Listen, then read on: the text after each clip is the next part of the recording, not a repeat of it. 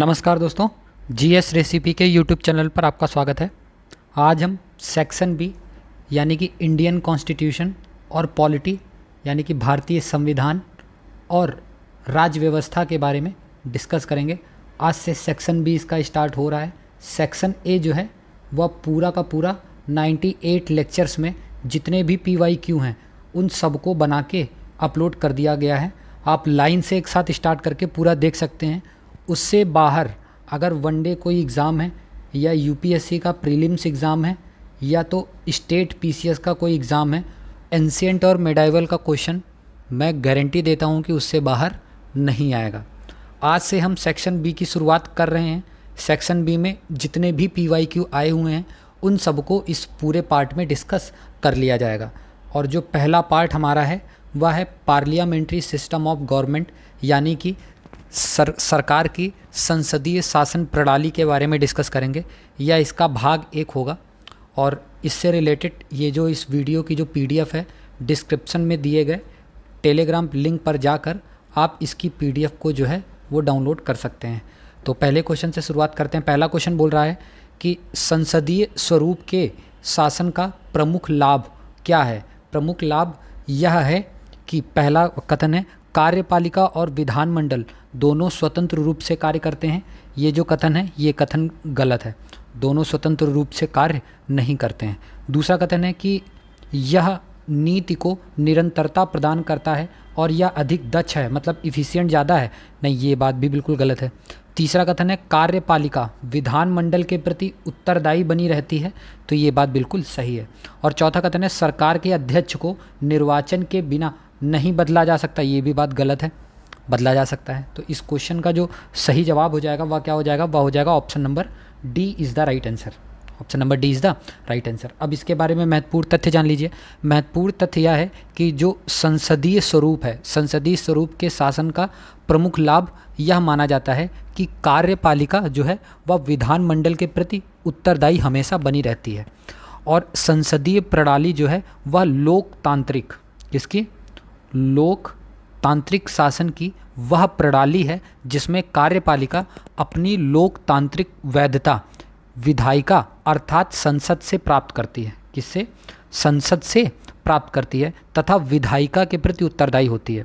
और संसदीय शासन प्रणाली का आधारभूत सिद्धांत तत्व सामूहिक उत्तरदायित्व पर आधारित माना जाता है। और मंत्रिमंडल जो है, जो ये जो दिया है ना, कौन सा,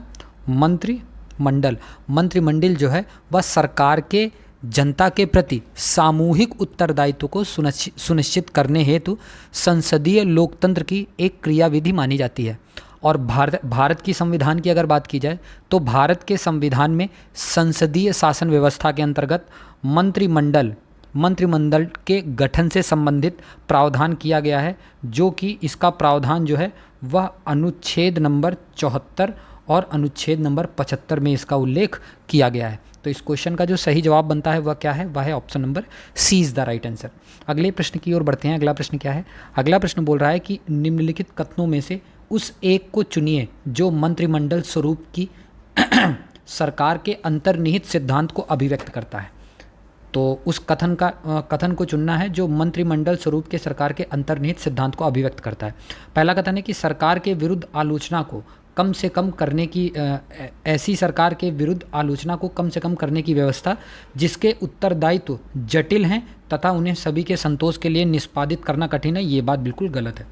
दूसरा कथन है कि ऐसी सरकार के कामकाज में तेजी लाने की क्रियाविधि जिसके उत्तरदायित्व दिन प्रतिदिन बढ़ते जा रहे हैं, ये भी बात बिल्कुल जो है वह गलत है। तीसरा स्टेटमेंट क्या बोल रहा है? तीसरा स्टेटमेंट बोल रहा है कि सरकार के जनता के प्रति सामूहिक उत्तरदायित्व, मैंने बोला था ना, सामूहिक उत्तरदायित्व को सुनिश्चित करने के लिए संसदीय लोकतंत्र की एक क्रियाविधि है, तो यही बात जो है बिल्कुल सही है। और चौथा कथन देख लीजिए कि उस शासनाध्यक्ष के हाथों को मजबूत करने का एक साधन जिसका जनता पर नियंत्रण हांसोन्मुख दिशा में होता है, तो ये भी बात गलत है। तो इस क्वेश्चन का सही जवाब है option number C is the right answer. अगले प्रश्न की ओर बढ़ते हैं। अगला प्रश्न क्या है? अगला प्रश्न बोल रहा है कि सांविधिक सरकार का आशय क्या है, यानी कि कॉन्स्टिट्यूशनल गवर्नमेंट का मतलब क्या होता है। तो इसका जो मतलब होता है वह मतलब होता है कोई ऐसी सरकार जो संविधान की सीमाओं से परिबद्ध हो, उसे ही सांविधिक सरकार कहा जाता है। Option number D is the right answer. संविधान जो है किसी राष्ट्र के मौलिक सिद्धांतों का मूल दस्तावेज माना जाता है, जिसके द्वारा राज्य एवं सरकार का स्वरूप जो है वह निर्धारित किया जाता है। और शासन व्यवस्था का संगठन, किसका? शासन व्यवस्था का संगठन, सरकार की शक्तियाँ, शासितों के अधिकार, शासक एवं शासितों के बीच पारस्परिक संबंधों का निर्धारण, जो यह निश्चित करता है कि नियम कैसे बदले जाएं, कैसे बने और उन्हें कौन बनाए। और अगर संविधान की बात की जाए तो संविधान का कार्य रूप में लागू होना ही संविधानवाद। क्वेश्चन ये पूछा जाता है मेंस में भी कि संविधानवाद किसे कहा जाता है, तो आप उसको नोट डाउन करना चाहते हैं तो नोट डाउन कर सकते हैं। संविधान का कार्य रूप में लागू होना ही संविधान है, अर्थात संविधान उस निष्ठा का नाम है जो जनता संविधान की निहित शक्तियों एवं उसकी मान्यताओं में रखती है। और संविधान एवं संविधानवाद जो है वह मूर्त तथा अमूर्त रूप में व्यक्त नियंत्रण व्यवस्था है, जो सरकार को निर्मित अधिकार क्षेत्र में रहने हेतु बाध्य करती है। अर्थात जो कॉन्स्टिट्यूशनल मतलब गवर्नमेंट होती है, इससे आशय हम यह मान सकते हैं कि ऐसी सरकार है जो संविधान की सीमाओं से परिबद्ध हो। तो इस क्वेश्चन का जो सही जवाब था वह क्या था? वह था option number D is the right answer. अगले प्रश्न की ओर बढ़ते हैं। अगला प्रश्न क्या है? अगला प्रश्न बोल रहा है कि परिभाषा से संवैधानिक सरकार का अर्थ क्या है? मतलब एक कॉन्स्टिट्यूशनल गवर्नमेंट बाय डेफिनेशन इसको क्या बोला जाता है? इसको बोला जाता है लिमिटेड गवर्नमेंट, सीमित सरकार। Option number D is the right answer, क्योंकि विधानमंडल द्वारा सरकार ऐसा नहीं होता है। कॉन्स्टिट्यूशनल गवर्नमेंट का मतलब लोकप्रिय सरकार, मतलब ये कहा जा रहा है कि जो लोकप्रिय बहुत ज़्यादा है वो सरकार बनेगी क्या? नहीं, ये भी नहीं है। बहुदलीय सरकार, ये भी नहीं बात कही जा सकती। तो कॉन्स्टिट्यूशनल गवर्नमेंट का मतलब ये है जो भी सरकार बनेगी वो संविधान के हिसाब से ही बनेगी, उसे ही हम लिमिटेड गवर्नमेंट यानी कि सीमित सरकार जो है वह कहते हैं। ठीक है, तो इस क्वेश्चन का जो सही जवाब था वह क्या था? वह था option number D is the right answer. अगले प्रश्न की ओर बढ़ते हैं। अगला प्रश्न क्या है? अगला प्रश्न बोल रहा है कि संसदीय व्यवस्था वाली सरकार वह होती है जिसमें क्या होता है? तो यह सरकार वह होती है, सरकार संसद के प्रति उत्तरदायी होती है और उसके द्वारा हटाई भी जा सकती है। ठीक है, ऑप्शन नंबर बी इसका सही जवाब होगा। भारत की बात की जाए, किसकी? अगर भारत यानी कि इंडिया की बात की जाए तो भारत एक संसदनात्मक प्रजातंत्र मानी जाती है, मतलब कि पार्लियामेंट्री सिस्टम ऑफ गवर्नमेंट माना जाता है। और सरकार की संसदीय व्यवस्था वह व्यवस्था है जिसमें कार्यपालिका यानी कि कार्यपालिका में कौन आता है? कार्यपालिका में आते हैं राष्ट्रपति, उपराष्ट्रपति और मंत्रिपरिषद। कार्यपालिका अपनी नीतियों एवं कार्यों के लिए विधायिका के प्रति उत्तरदायी होती है। और संसदीय सरकार को कैबिनेट सरकार, जो संसदीय सरकार बनती है ना, उसको कैबिनेट सरकार भी कहा जा सकता है या उत्तरदायी सरकार भी उनको कहा जा सकता है। उत्तरदायी सरकार भी उनको कहा जा सकता है, या सरकार का वेस्टमिस्टर स्वरूप भी कहा जाता है।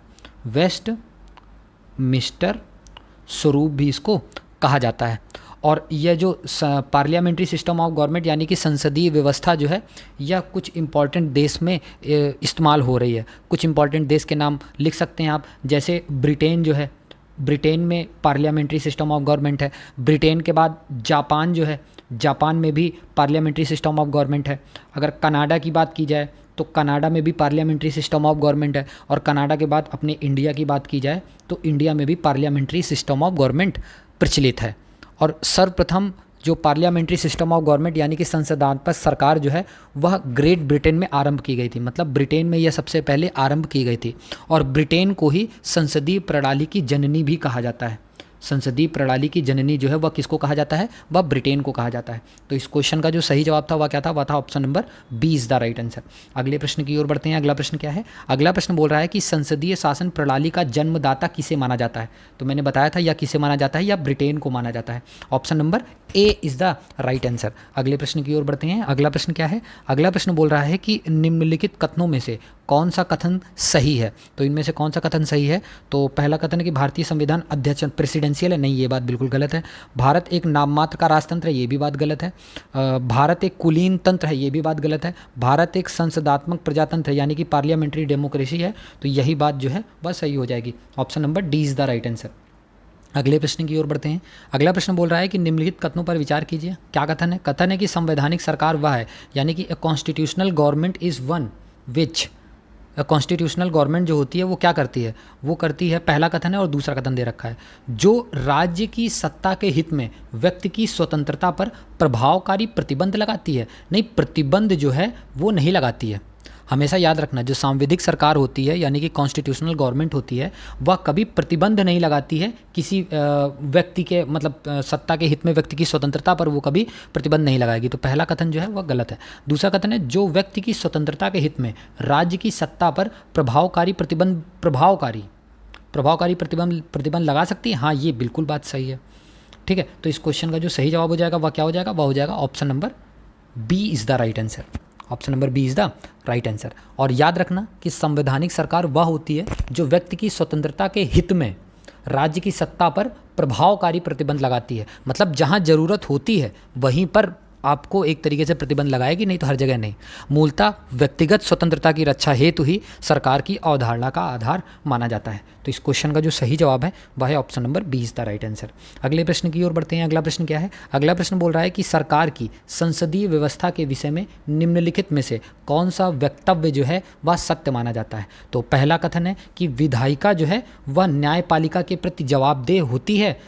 विधायिका मतलब लेजिस्लेचर जो है जुडिशरी के प्रति जवाबदेह है, नहीं तो बिल्कुल बात गलत बोल रहा है, ये बात नहीं होती है। दूसरा बोल रहा है कि विधायिका जो है कार्यपालिका के प्रति जवाबदेह है, मतलब लेजिस्लेचर जो होता है वो एग्जीक्यूटिव के, legislature is responsible to executive, ये भी बात बिल्कुल गलत है। तीसरा है कि विधायिका एवं कार्यपालिका दोनों स्वतंत्र है, ये भी बात बिल्कुल गलत है। और चौथा है क्योंकि दोनों जो है वो लोकसभा के प्रति उत्तरदायी हैं जो। और चौथा कथन है कि राष्ट्रपति न्यायपालिका के प्रति जवाबदेह है, ये भी बिल्कुल बात गलत है। तो इसमें कोई भी बात सही नहीं है, तो इसका सही जवाब हो जाएगा option number D is the right answer. Option number D is the right answer. अब इसके बारे में कुछ तथ्य याद रखिएगा कि भारत में संसदीय शासन व्यवस्था को अपनाया गया है और संसदीय प्रणाली में विधायिका है और कार्यपालिका है। विधायिका और कार्यपालिका का अलग अलग होना जो है वह संभव नहीं है किसी भी हाल में, क्योंकि जो संसदीय शासन प्रणाली यानी कि पार्लियामेंट्री सिस्टम ऑफ गवर्नमेंट होता है वह उत्तरदायित्व के सिद्धांत के आधार पर काम करती है और सरकार का कोई भी अंग जो है ना वह निरंकुश ना हो जाए, इसलिए संविधान में नियंत्रण एवं संतुलन यानी कि चेक एंड बैलेंस की व्यवस्था की गई है। इसी उद्देश्य से कार्यपालिका को व्यवस्थापिका के प्रति उत्तरदायी बनाया गया है, अर्थात विधायिका और कार्यपालिका एक दूसरे से स्वतंत्र नहीं है। इसके अतिरिक्त विधायिका तथा कार्यपालिका के मनमानी पूर्ण कृत्यों के ऊपर नियंत्रण के लिए न्यायपालिका को यह शक्ति दी गई है कि वह इनके संविधान के विरुद्ध कार्यों को अविधिमान मतलब कि अमान्य घोषित करके उन्हें अपनी सीमा में कार्य करने के लिए बाध्य करे। भारतीय संविधान के अंतर्गत नीति बनाने का उत्तरदायित्व जो है वह मंत्रियों पर किया गया है। किस पर किया गया है? मंत्रियों पर है। नीति बनाने के पश्चात उसके क्रियान्वयन का जो दायित्व है ना वो लोक सेवकों का हो जाता है। किनका? लोक सेवकों का हो जाता है। जैसे जो कि आईएएस और आईपीएस यानी कि जो भी आप गवर्नमेंट सेंट्रल गवर्नमेंट की सर्विस में या तो स्टेट गवर्नमेंट की सर्विस में आप जाते हो तो आप एक तरीके से लोक सेवक ही बनते हो वहाँ पे जाके। तो इस क्वेश्चन का जो सही जवाब हो जाएगा वह हो जाएगा option number E is the right answer. अगले प्रश्न की ओर बढ़ते हैं। अगला प्रश्न क्या है? अगला प्रश्न बोल रहा है कि भारत के संदर्भ में संसदीय शासन प्रणाली में निम्नलिखित में कौन से सिद्धांत संस्थागत रूप में निहित हैं? तो कौन से सिद्धांत निहित हैं? तो देख लेते हैं कौन से सिद्धांत निहित हैं। पहला बोल रहा है कि मंत्रिमंडल के सदस्य संसद के सदस्य होते हैं, तो जो कैबिनेट के जो भी मेंबर बनेंगे वो हमेशा याद रखना पार्लियामेंट के भी मेंबर होते हैं। ऑप्शन नंबर एक जो है वह सही हो जाएगा। दूसरा है कि जब तक मंत्रियों को संसद का विश्वास प्राप्त रहता है तब तक ही वे अपने पद पर बने रहते हैं। हाँ बिल्कुल बात ये सही है। जब आगे ये वाली सीरीज आगे बढ़ेगी तो आपको मैं बताऊंगा, पार्लियामेंट के बारे में भी पढ़ाएंगे, संसद के बारे में, तो वहाँ पे आपको बताएंगे कि अगर कोई भी सरकार है जो अपोजिशन में है, अगर वो अविश्वास प्रस्ताव लाती है अविश्वास प्रस्ताव लाती है और वो संसद में पारित हो जाता है तो एक तरीके से सरकार गिर जाती है। तो दूसरा कथन भी जो है ना वो भी सही हो जाता है। और तीसरा कथन है कि राज्य का अध्यक्ष ही मंत्रिमंडल का अध्यक्ष होता है, तो ये बात जो है बिल्कुल गलत कही गई है, ये बात सही नहीं है। तो इस क्वेश्चन का सही जवाब क्या हो जाएगा, वह हो जाएगा option number A is the right answer. ठीक है, option number A is the right answer. याद रखना कि संसदीय प्रणाली में जो वास्तविक प्रमुख होता है ना वो प्रधानमंत्री होता है। कौन होता है, वास्तविक प्रमुख जो है वह प्रधानमंत्री होता है। यह प्रणाली जो है भारत में ब्रिटेन से ली गई है और इसके तहत संविधान द्वारा मंत्रिपरिषद को शासन के लिए यथार्थ रूप से उत्तरदायी बनाया गया है। मंत्री तब तक ही अपने पद पर बने रहते हैं जब तक उन्हें संसद का विश्वास प्राप्त रहता है। ठीक है, और कार्यपालिका जो है वह कौन से किसकी बात मैं कर रहा हूँ, कार्यपालिका की बात मैं कर रहा हूँ। कार्यपालिका जो है वह संसद के प्रति उत्तरदायी होती है और कार्यपालिका तभी तक अपने पद पर रहती है जब तक उसे लोकसभा में, कहाँ पर, जब तक उसे लोकसभा में विश्वास प्राप्त है। तो इस क्वेश्चन का जो सही जवाब था वह क्या था, वह था option number A is the right answer. अगले प्रश्न की ओर बढ़ते हैं। अगला प्रश्न क्या है, अगला प्रश्न बोल रहा है कि संसदात्मक शासन व्यवस्था में यानी कि पार्लियामेंट्री सिस्टम ऑफ गवर्नमेंट में क्या होता है। पहला है न्यायपालिका का कार्यपालिका पर नियंत्रण होता है, गलत बात।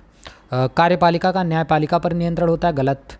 कार्यपालिका का विधायिका पर नियंत्रण होता है, गलत। विधायिका का कार्यपालिका पर नियंत्रण होता है, तो ये बात जो है बिल्कुल सही है। Option number D is the right answer. अगले प्रश्न की ओर बढ़ते हैं। अगला प्रश्न क्या है, अगला प्रश्न कोड वाला है। एक तरफ अभिकथन दे रखा है, दूसरे में कारण दे रखा है, आपको बताना है। तो अभिकथन बोल रहा है कि राज्य की कार्यपालिका शक्ति का प्रयोग संसद के कानूनों का अनुपालन सुनिश्चित करने हेतु होता है। क्या ये बात सही है, हाँ ये भी बात बिल्कुल सही है। और कारण दे रहा है कि अपनी कार्यपालिका शक्तियों का प्रयोग करके भारत सरकार राज्यों को आवश्यक निर्देश दे सकती है। बात बिल्कुल ये भी सही है और इसका जो एक्सप्लेन है वो भी करता है। तो इसका सही जवाब क्या हो जाएगा, इसका सही जवाब हो जाएगा option number A is the right answer. Option number A is the right answer. अगले प्रश्न की ओर बढ़ते हैं। अगला प्रश्न क्या है, अगला प्रश्न बोल रहा है कि भारत में राजनीति व्यवस्था के मूलभूत लक्षण जो हैं वो क्या क्या हैं, आपको बताना है। तो कुछ बातें मैं बता रहा हूँ, आप याद रखिएगा कि भारतीय संविधान में राजनीतिक व्यवस्था के मूलभूत लक्षण कुछ मैं बता दे रहा हूँ, आप नोट डाउन कर लीजिएगा। पहला इंपॉर्टेंट लक्षण ये है कि यह एक लोकतांत्रिक गणतंत्र है, तो पहला सही हो गया। दूसरा आप नोट करिएगा मूलभूत लक्षण में, इसमें संसदात्मक रूप की सरकार होती है, तो दूसरा कथन भी बिल्कुल सही हो गया। तीसरा कथन लिखिएगा, तीसरा हेडिंग लिखिएगा आप कि सर्वोच्च सत्ता जो है वह देश की जनता में निहित है, तो ये भी बात बिल्कुल सही हो जाती है। और चौथा कथन लिखिएगा स्वतंत्र न्यायपालिका होती है और इसमें लिखा हुआ है यह एक एकीकृत शक्ति का प्रावधान करती है, बिल्कुल बात गलत है। पांचवा इसका लक्षण लिखिएगा कि मौलिक अधिकार, मूल कर्तव्य तथा नीति निदेशक तत्वों का समावेश किया गया है, किसमें, भारतीय संविधान में। तो 5 ये क्या हो गए, भारत में राजनीति व्यवस्था के मूलभूत लक्षण हो गए। तो इस क्वेश्चन का जो सही जवाब हो जाएगा वह क्या हो जाएगा, वह हो जाएगा option number A, option number B is the right answer. Option number B is the right answer. इस क्वेश्चन का सही जवाब है option number B is the right answer. अगले प्रश्न की ओर बढ़ते हैं। अगला प्रश्न क्या है, अगला प्रश्न बोल रहा है कि उस देश में आनुपातिक प्रतिनिधित्व आवश्यक नहीं है जहां, मतलब कि proportional representation is not necessary in a country where क्या होता है भाई, वेयर जहां पर 2 पार्टी सिस्टम होता है, मतलब द्विदलीय प्रणाली विकसित हुई है। Option number B is the right answer. आप इसके बारे में कुछ महत्वपूर्ण तथ्य जान सकते हैं कि आनुपातिक प्रतिनिधित्व प्रणाली का लक्ष्य जो है वह समाज के हर वर्ग, इसका जो मतलब उद्देश्य होता है कि समाज के हर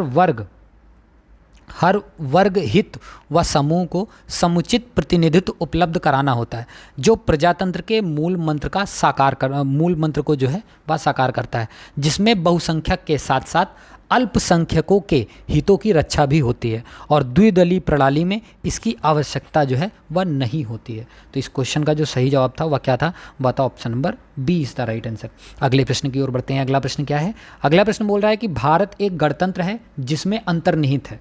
तो भारत एक गणतंत्र माना जाता है जिसमें क्या अंतर्निहित है, जिसमें अंतर्निहित यह है कि head of the state is elected, यानी कि राज्य का जो अध्यक्ष होता है वह निर्वाचित होता है।